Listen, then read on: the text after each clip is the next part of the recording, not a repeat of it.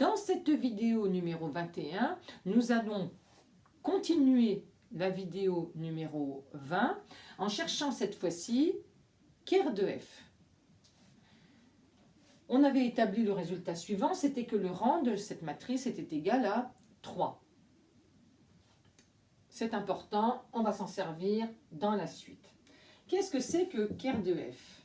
Je le rappelle, c'est l'ensemble des vecteurs U appartenant à R3 tel que f de U est égal à vecteur nul de R4, c'est-à-dire ce vecteur-là.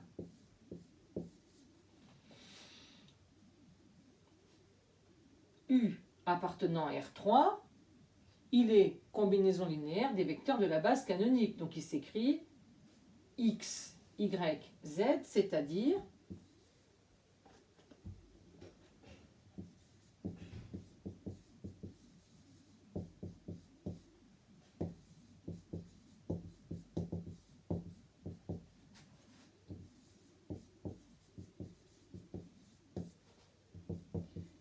X f de E1 plus Y f de E2 plus Z f de E3.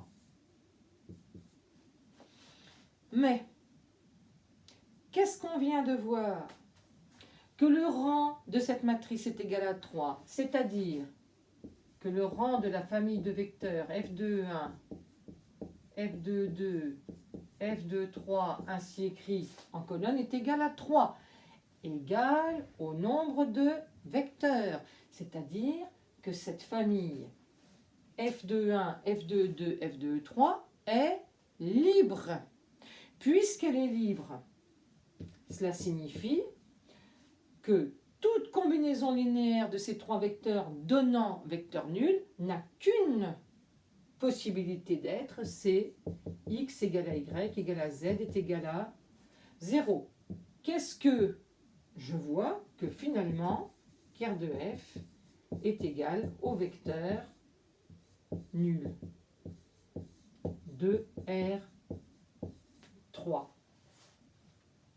Ah, qu'est-ce qui se passe dans ce cas-là lorsque ker de f est réduit au vecteur nul? Eh bien, c'est le seul cas où on pourra dire que la dimension de ker de f est égale à 0.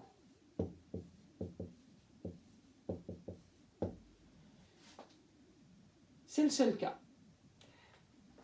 J'anticipe sur ce qui suivra plus tard, c'est que la dimension de ker de f plus, je le réécris ici,